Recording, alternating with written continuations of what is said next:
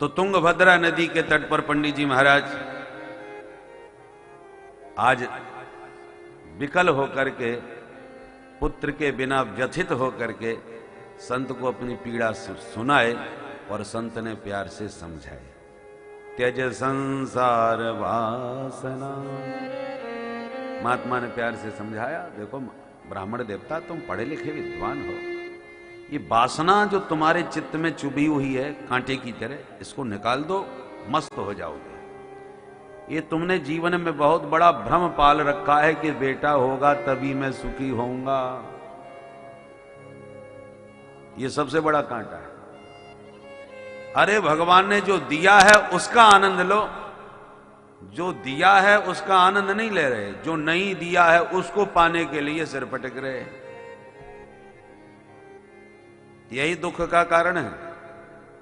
अज्ञानम मुंच, इस मूर्खता को त्यागिए ब्राह्मण देवता, और जीवन में यदि वास्तव में सुख ही चाहते हो तो संन्यासे सर्वथा सुखम, सच्चा सुख संन्यास में होता है। दुनियादारी छोड़ो, सारी कामना मन, केवल तन से मत छोड़ो, मन से निकालो। बहुत से लोग तन से तो घर छोड़ के भग जाते हैं, कपड़े भी रंग करके बैठ जाते हैं, और फिर बाहर जाकर के बैठे बैठे सोचते हैं हमारी पत्नी पर क्या बीत रही होगी, वो नालायक उसको भी ठीक से भोजन नहीं दे रहा होगा, मैं तो छोड़ छाड़ के भगे आया, वो बेचारी कैसे रह रही होगी। तो तन से तो छोड़ दिया पर मन तो वहीं चिपका हुआ है अभी। इसे त्यागात शांति ही, जब तक त्याग नहीं करोगे मन से तब तक शांति नहीं पाओगे विप्रदेव। भगवान ने गीता के 2 अध्याय में कहा, जीवन में यदि सच्ची शांति और सुख चाहते हो तो क्या करो, विहाय कामान्य सर्वान पुमाश्चरति निस्पृहा निरममो निरहंकार सशांतिम अधिगच्छति। परम शांति यदि जीवन में चाहते हो तो सर्वान कामान विहाय, अपनी सारी कामनाओं को, इच्छाओं को अपने चित्त के भीतर से निकाल के फेंक दो, यही चुभती रहती है। मकान मिल गया तो मकान मिलने की खुशी नहीं है, तो काई की खुशी हुई, कांटा जो चुभा था, मकान हो मकान हो, मिलते ही कांटा निकल गया, कामना की पूर्ति हो गई, तो कांटे निकलने का आनंद मिला है आपको। गाड़ी हो कांटा चुभ गया, अब गाड़ी आई तो बड़ी खुशी हुई, खुशी गाड़ी के आने की नहीं है, ये तो गाड़ी तो बहुत समय तक रही पर खुशी तो कुछ ही दिनों में गायब हो गई। तो खुशी कहां से आई, बोले ये प्रसन्नता है, गाड़ी आने का जो कांटा चुभा था कामना का, वो कामना की पूर्ति हुई, कांटा निकल गया। तो जैसे तन के कांटे के निकलने पर हर्ष होता है, ऐसे ही मन की कामना निकलने पर मन को प्रसन्नता होती है। महात्माओं के पास कुछ भी नहीं होता सुख सामग्री, न बंगला है, न पलंग है, न भोजन का कोई ठिकाना है, फक्कड़ हैं, अवधूत हैं, राख लगाए घूम रहे हैं भस्म, परंतु फिर भी बड़े मस्त हैं। सब संत सुखी विचरंत मही, मस्त होके घूम रहे हैं और बड़े सुखी हैं। और एक हम लोग हैं जिनको पता भी नहीं पैसा कितना है और कहां कहां है, और फिर भी महाराज नींद की गोली खा के सोना पड़ रहा है। होते हुए भी दुखी हैं और उनके पास कुछ ना होते हुए भी सुखी हैं। कारण क्या है? क्योंकि हमारे पास जितना है उसमें संतुष्टि नहीं, मन में और भी कांटे हमने कामनाओं के चुभो रखे हैं, इसलिए दुखी हैं। और महात्माओं के पास कुछ है भी नहीं और उन्हें अब भी कोई जरूरत नहीं, और कोई इच्छा उनके भीतर नहीं है, न तो शरीर में कोई कांटा है, न मन में कोई कामना का कांटा है, इसलिए सारे कांटों से निष्कंटक होकर के सो रहे हैं, मस्त हैं, कुछ न होने पर भी स्वस्थ हैं। चाह गई चिंता मिटी, मनुआ वे परवाह, और जाको कछु न चाहिए सो ही साहंसाह। जिसको कुछ नहीं चाहिए वो सहनसाहों का भी सहनसा होता है, मस्त रहता है। देखने वाले भले ही उसको दरिद्री समझे, एक होता है भिखारी और एक होता है भिक्षुक। दोनों में बहुत बड़ा अंतर है। भिखारी के पास भी कुछ नहीं है और एक फकीर भिक्षुक के पास भी कुछ नहीं। अवधूत के पास भी कुछ नहीं है और भिखारी के पास भी कुछ नहीं है। फिर दोनों में अंतर क्या है? भिखारी दरिद्र है और भिक्षुक जिसके पास कुछ नहीं है उसे सब महाराज कहते हैं। महाराज जी पधारे, महाराज जी ने दर्शन दिए। ये काय के महाराज हो गए भाई? बोलो राधे राधे।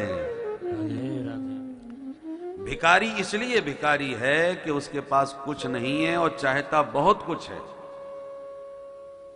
बहुत कुछ चाहता है, इसलिए धनवानों के पीछे आशा लिए भागता रहता है।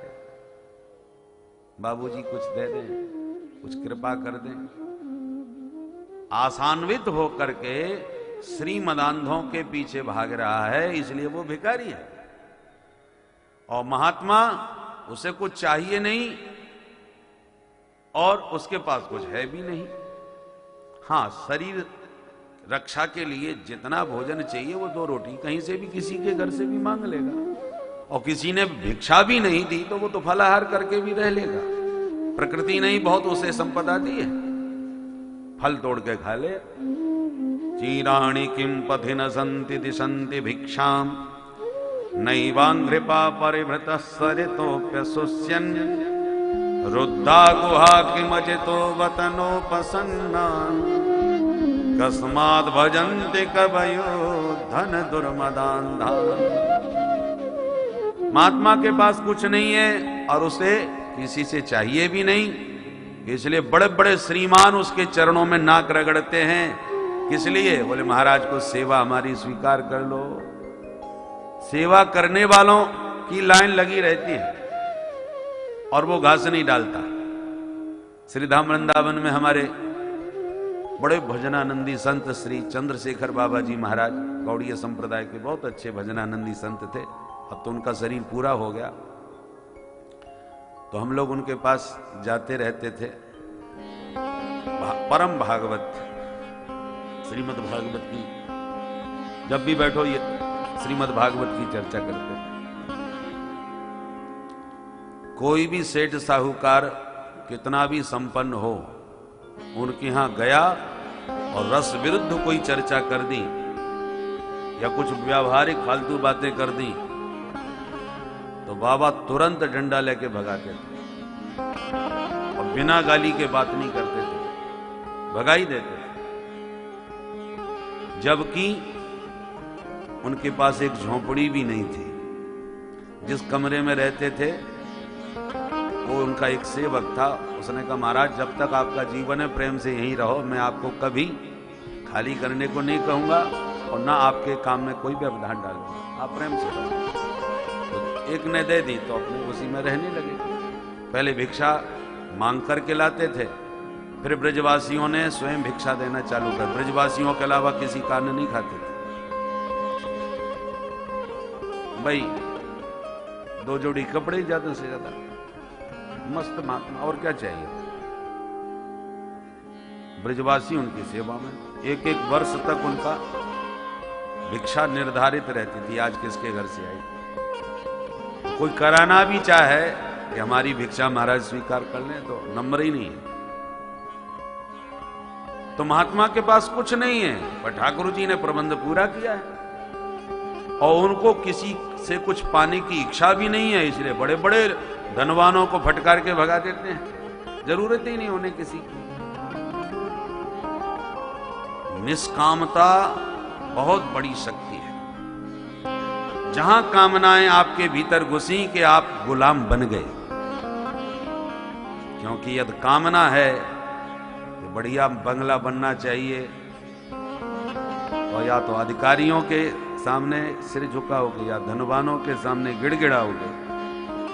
बिना मांगे बिना हाथ पसारे कैसे बनेगा? इसलिए भिखारी वह है जो कामना का पुजारी है, वासना का पुजारी है। इसलिए अपनी कामनाओं की पूर्ति के लिए उसे लोगों को मनाना पड़ता है, रिझाना पड़ता है, हाथ पसारना पड़ रहा है, इसलिए वो भिखारी है। और महात्मा वह है कि भले ही उसके पास कुछ नहीं है और वो किसी से कुछ चाहता भी नहीं है, इसलिए बड़े बड़े राजा महाराजा धनवान श्रीमान उसके चरणों में नाक रगड़ते हैं।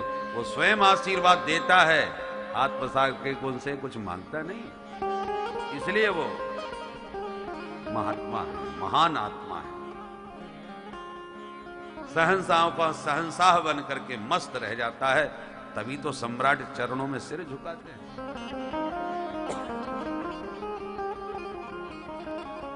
बहुत बड़ा अंतर है। इसलिए महात्मा सन्यासी ब्राह्मण को समझा रहा है, ब्राह्मण देवता सन्यासे सर्वथा सुखम, जीवन में सुख चाहते हो तो मेरे साथ सन्यासी बन के चलो, जिंदगी का आनंद देखो। खूब बढ़िया प्रवचन सुनाया और हाथ जोड़ करके ब्राह्मण ने कहा, सुनो महाराज जी, तुम बाबा बैरागी लोग क्या जानो बेटे का सुख क्या होता है। छोटे छोटे बच्चे जब गोद में